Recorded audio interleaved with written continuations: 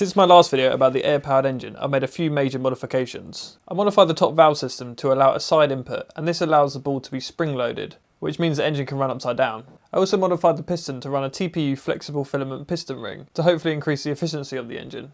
To increase the runtime, I used a technique called bottle splicing, which is very common in the water rocket industry. I did this by gluing two 2-litre bottles bottom to bottom. This made an air tank of about 3.8 litres. The other advantage to this is that I now had two lids that could be used for an input and output. So I 3D printed a simple one-way ball valve onto one lid and then mounted the engine onto the other.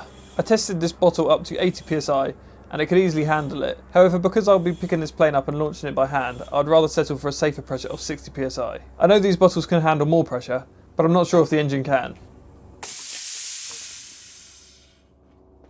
I think in my last video I got very lucky with the way that the engine ran. It seems that the engine is very sensitive to what kind of spring you use. So I had to test out a number of different springs of different diameters, different lengths, and also different wire diameters. And then finally, a breakthrough.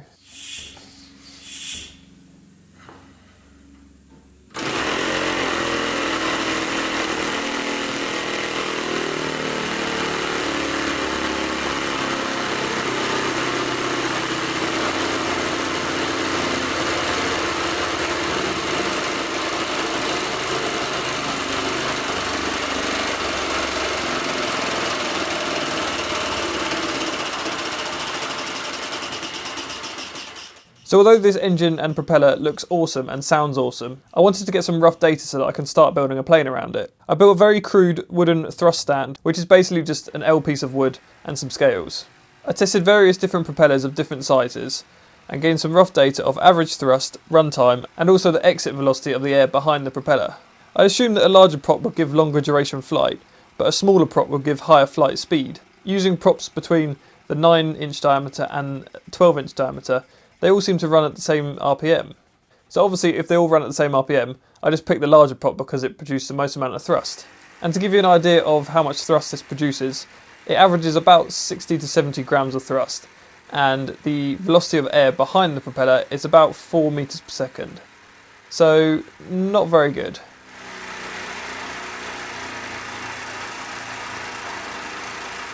This measured 4 meters per second airflow behind the propeller can be used to calculate the size of the wing. Now because this was a static thrust test, if there's an airflow in front of the propeller, the airflow behind the propeller would probably be higher than 4 meters per second. But I chose to pick 4 meters per second because it's a worst case scenario. I did some research on some various aerofoils and decided to go with a Clark Y aerofoil. I chose this because it's quite common with model aircraft. It has a flat bottom and also quite a low drag coefficient at high angle of attack. So looking at the data of the aerofoil that I found online, the most optimal coefficient of lift seemed to be about 1.2. I decided to go with a similar build technique as my 3D printed rib plane video. This is so that I could roughly estimate the weight of the plane. I estimated the weight to be about 400 grams, which if I enter all of this data into a rearranged lift equation, I can work out the wing area. Now I only had enough balsa wood to make a 1.8 metre wingspan, but using the estimated wing area, that would give about a 0.18 metre wing chord. So I rounded it up to a 0.2 metre wing chord just to be safe. To keep the plane as simple as possible, I didn't want to add any ailerons. Instead I added half-span tip dihedral. This meant that I could get away with only running an elevator and a rudder at the rear of the plane. These control surfaces were controlled by two servos, which were powered by a 2-cell 300 mAh lithium polymer battery, a 5-volt regulator and a receiver. I decided to mount the engine on the front of the plane upside down so that during a landing or a crash it wouldn't get damaged as much. The total weight of the plane was 463 grams, which is slightly over the estimated 400 grams. However, I did increase the wing area by slightly more than I'd calculated, and also hoped that the propeller would produce a higher velocity thrust when there's more airflow in front of it. Either way, I decided to put a dummy engine weight on the front of the plane and do some glide tests. I initially found out that the plane was quite tail heavy, and this is because I built it almost like a remote control plane, which for a plane of this size would have a battery of about 500 grams up front. Now this engine only weighs about 55 grams, so it wasn't enough to balance out the weight from the servos at the rear of the plane. I shortened the rear boom from 1 metre in length to 0.7 metre in length.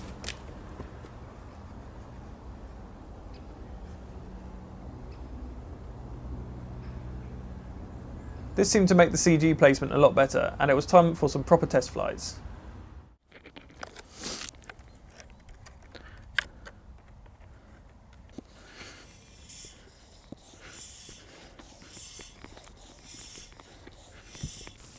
Give it a quick test throttle.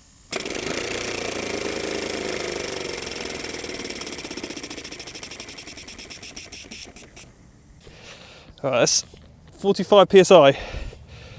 Whew.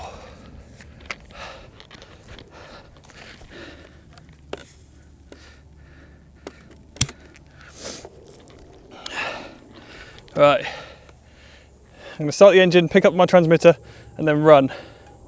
3, 2, 1. Oh no!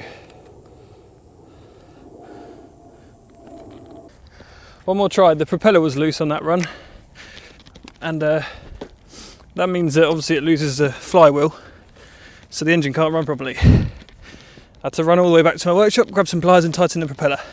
Right, let's pump it up. That's about 45 psi. One more for good luck. Oh, 50 psi. All right. You ready? Here goes nothing. In 3, 2, 1.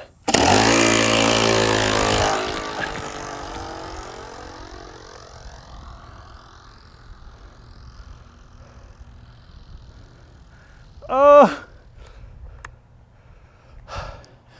that wasn't bad. Definitely needs more power. Sorry, I'm out of breath now. The propeller definitely, or the motor definitely helped assist the flight time. It glided further than what I could throw. I think it's still lacking power. So I'm going to try one more time. Here it is. Looks like it's all intact. In fact, it sounds like it still has some air pressure in it.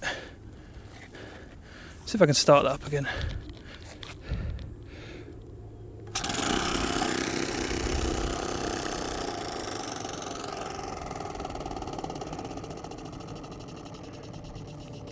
Yeah, so it still had some air pressure left in it when it landed. Unfortunately, my camera operator has had to leave, so I'm filming this on the tripod over there. I hope it will still capture plenty of the shots. So this time I'm going to aim for 60 psi, and then as soon as I get it spinning, I'm going to throw it. Hopefully the propeller doesn't spin in the wrong direction. Oh. Tell you what, I think I prefer electric powered planes. A lot less effort to get to fly. Right, I'm at 40 psi. Do the opposite. Oh, there goes my pump, it just popped off. Okay, that was perfect anyway, that's 60 psi. So, transmitter in position. I'm ready. In 3, 2, 1.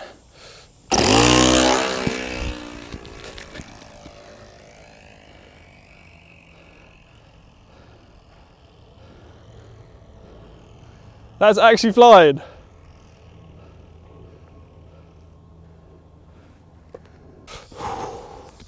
.40 psi.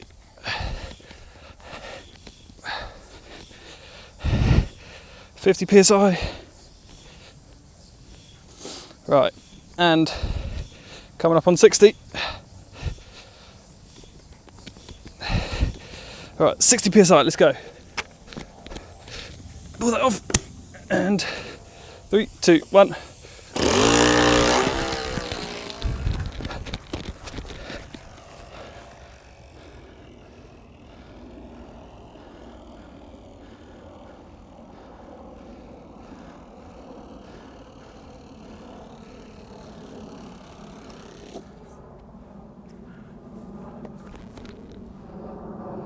I would say that's a success. Oh, man, that was good. Oh, don't even know what to say. Still got some air left in it. I'm so worn out. Right, so I'm back, it's another day. I've done a few modifications to the plane. I've moved the battery that controls all the servos to the front of the plane to try and move the centre of gravity as far forward as possible. So I'm also going to try and hold my transmitter whilst I start the engine. I'm not sure how easy this will be, but it just means that I have control as soon as I launch it, which is important, I think.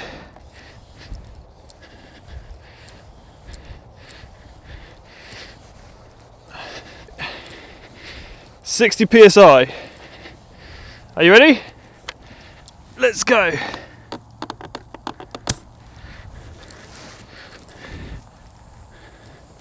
Try and start it with my transmitter. And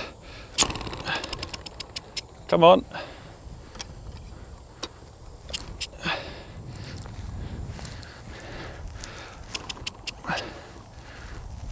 Come on.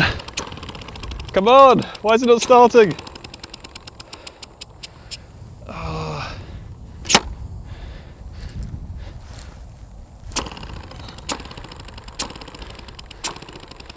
I'm not sure what's going on now.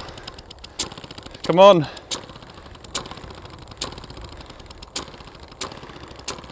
That's a bit dodgy. Here it goes, come on.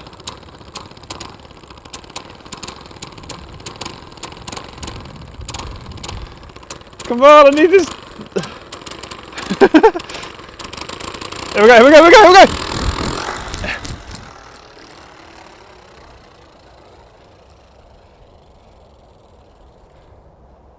Not really sure what happened there.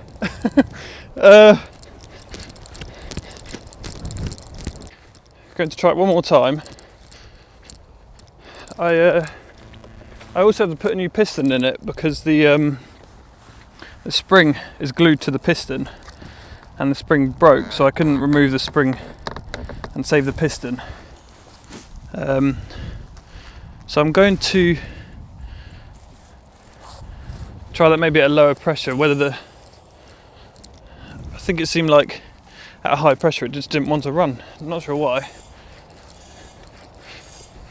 I'm going to run with it, see if that will help the propeller spin. Alright, you ready? In 3, 2, 1. Come on!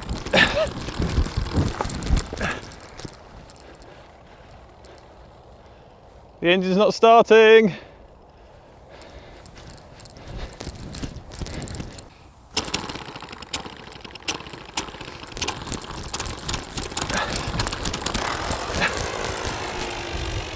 Yes!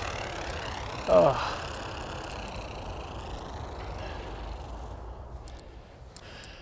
I think this aircraft is just lacking power.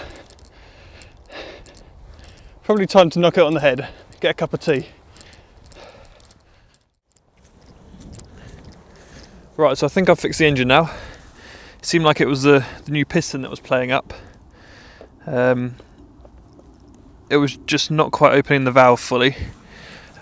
So I'm hoping this will be a successful flight. Okay, this time same procedure but a running throw. Right, and 60 psi, let's go. Before too much leaks. And start the engine.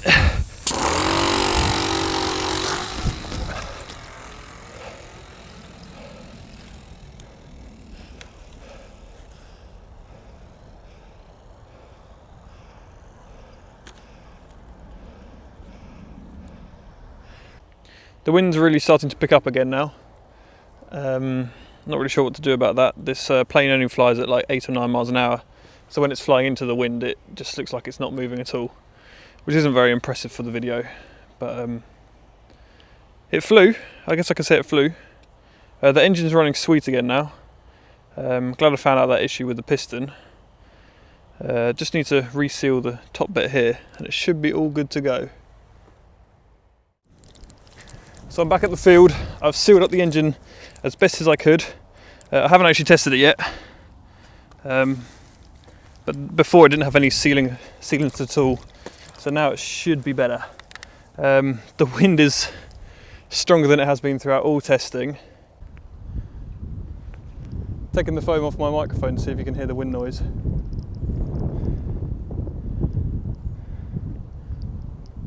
Sound windy? So I'm hoping this will hold 60 psi without leaking. Maybe even try a little bit more and then see how it goes. I'm now at 60 psi. Oh, I can hear the engine leaking. That's not, oh crap, the engine's leaking, no. Why are you doing this to me? Oh well, gonna have to launch. Okay. 3, 2, 1.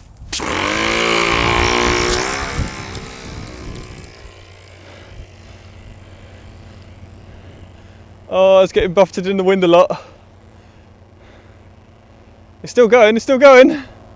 Still going. That was pretty good, right? It's getting knocked around in that wind a lot, you can probably see. Right, let's go recover it. Right, enough of complaining about the wind. And let's go back inside.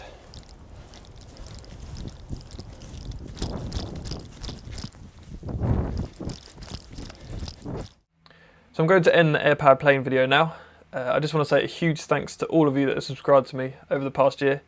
It's been a huge year for me, starting off at the beginning of the year making videos in my student house while studying at university with about 2,000 subscribers, and possibly could reach 40,000 by the end of the year. For those of you that didn't know, I graduated with a degree in aerospace engineering this year, so I'm really happy about that.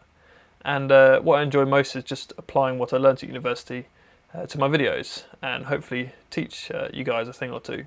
If you enjoy my videos and you want to see more, then it'd be great if you could support me by sharing this video, leaving a thumbs up or a comment, and huge thanks to all of the guys that support me on Patreon. You guys will get access to the version 2 of this compressed air engine. I'll be uploading it very soon. So I guess that sums it up. Thanks once again for watching, and I'll see you in the new year. Goodbye.